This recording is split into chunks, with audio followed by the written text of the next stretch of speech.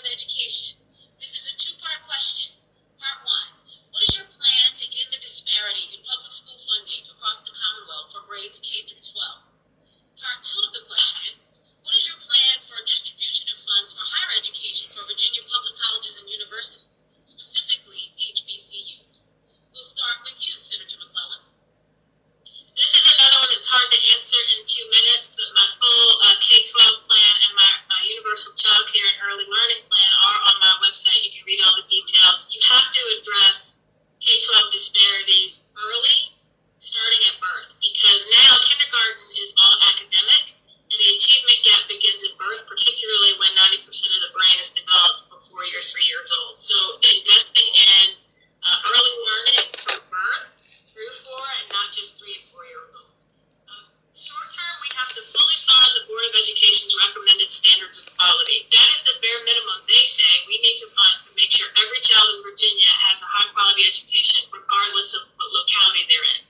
It's everything from staffing ratios to teacher salaries. We've got to also make sure that we are funding, the state is funding school construction and modernization, helping to pay part of its share. Because if you look at how many schools in Virginia were built over 50 years ago, some during the New Deal was the last time a school was built in some areas. And so we've got to make sure, short term, we're doing that. Longer term, we've got to completely restructure how we fund K-12 because the local composite index that we use is broken.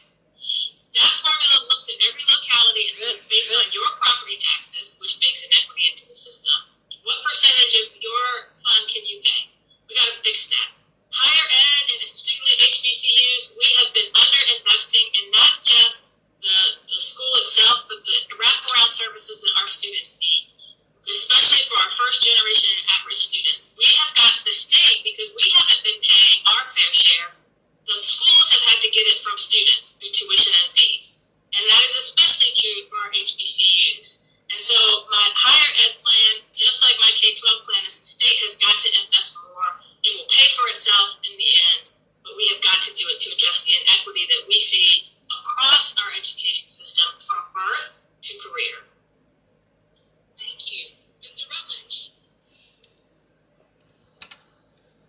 Our schools need to be college ready a lot sooner than ever before. Now you could just simply Google up an answer and bingo, presto, it's right there. Honestly, I want our kids graduating from high school with a 2-year community college degree. We gotta be tough on each other and add to the need for our kids to know that we value education more than we value sex ed or what gender you are. You are all to be treated equal. Now, I would invest in that part because it reduces debt long term by those who have to go to a 4-year college and then owe hundreds of thousands of dollars and unsure if they're going to even get a job that pays that back. We need to make sure our kids understand sooner than later that we want them to have whatever choices, whatever teacher that they want to see. School choice is directly what is needed here in Virginia, where our parents and our kids can talk about whatever teacher that they can learn from and further their career. We need STEM schools and we need vocational schools within at least 30 minutes of any county out there so people can choose whether they want a career early or do they want to go to school. But at least that they are on track with already 2 years knocked out. See, furthering people's need for education isn't the enemy. It's not the enemy. Discipline is not the enemy. Right now, our kids need it more than ever. And that's exactly what I would do to make sure the money is spent right by making sure our kids is ready sooner than later. Thank you.